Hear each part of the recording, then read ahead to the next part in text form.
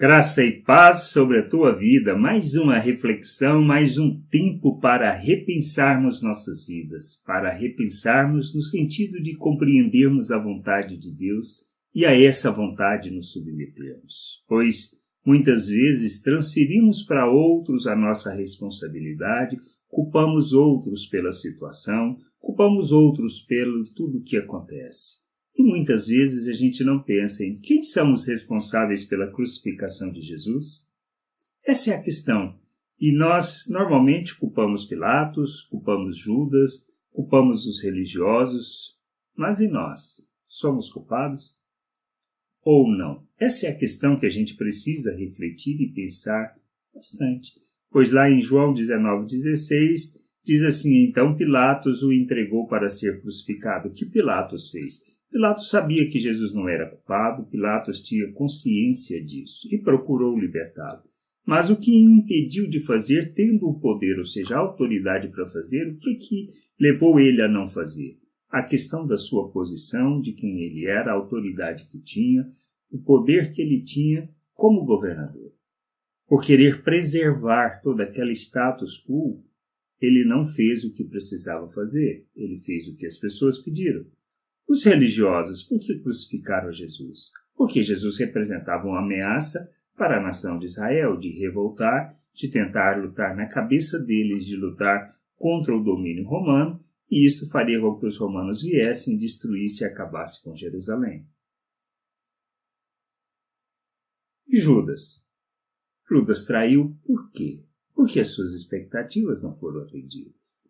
Porque talvez ele acreditasse que se entregasse Jesus, Jesus iria agir como o Messias que ele esperava que agisse. E Jesus não agia como o Messias que ele desejava. Ele agia como uma pessoa totalmente diferente, o oposto daquilo que ele queria. E a intenção dele talvez tenha sido mais de que a sua expectativa fosse atendida. E assim vai, os outros apóstolos que o abandonaram, todos os traíram. Mas e nós? Somos responsáveis? Tanto quanto qualquer um outro. Somos responsáveis por causa de nossos pecados. Porque se Jesus não tivesse vindo e sido uma oferta em nosso favor, todos nós estaríamos e continuaríamos mortos. Por isso a gente precisa compreender a vontade do Pai, compreender a sua obra em nosso favor.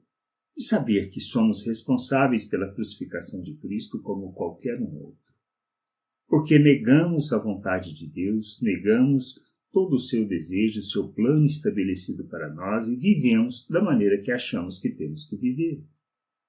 Isto é ser o responsável pela morte de Cristo e a gente precisa entender isso. Agora, a questão é, tendo eu entendimento, tendo eu compreensão da salvação pela graça, compreensão que Deus nos chama para o seu reino, para vivermos sua glória, para expressarmos ele, para sermos seus imitadores. Nós somos mais do que responsáveis pela crucificação, somos também traidores quando nós não nos submetemos à vontade de Deus. E a gente precisa submeter a essa vontade. Como filhos, ele nos fez a imagem do Filho, ele nos deu a mente de Cristo, concedeu-nos um novo coração, deu-nos da sua natureza, compartilhou conosco da sua natureza, deu-nos da sua vida para que a gente possa rejeitar as paixões humanas e viver neste mundo de modo a agradar o Pai. A gente precisa entender que, mesmo tendo sido responsáveis, Deus ainda é misericordioso e nos capacita.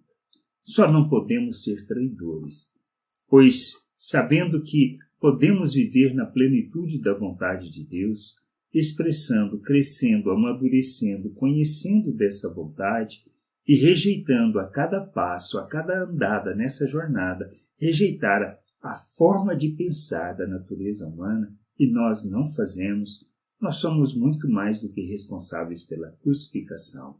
Somos como Judas, como os demais apóstolos que o traíram. Agora, isso é problema? Também não. Deus nos conduz nessa jornada de entendimento. Mas nós nos comprometemos com a vontade do Pai, nos comprometemos em querer conhecer essa vontade, nós buscamos esse conhecimento, esse entendimento que precisamos ter acerca da sua vontade, para falarmos acerca dessa vontade. A gente precisa não só conhecer, compreender, conhecer o Pai, conhecer da sua vontade, mas viver na plenitude da sua vontade, no querer e no desejar de toda a vontade do Pai para sermos expressão da sua graça, da sua misericórdia e da sua vontade neste mundo. A gente precisa entender isso. Nós precisamos crescer, amadurecer e realmente agirmos neste mundo como filhos de Deus. Ele nos fez filhos, para que a gente possa viver o reino de Deus aqui neste mundo.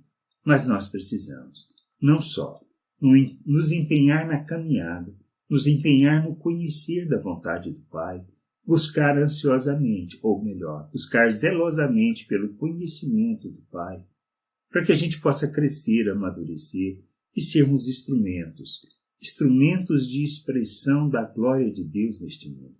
A gente precisa entender isso. A gente precisa compreender a vontade do Pai e nos submetermos a essa vontade como instrumentos para a sua glória e expressão dessa vontade no mundo. Que a gente possa crescer, amadurecer e compreender a vontade do Pai, fazendo da nossa vida a verdadeira oferta, a oferta que expressa ao Pai ao mundo, que revela o seu amor, sua graça e misericórdia. Que a gente possa entender isso e nos submetermos a essa vontade.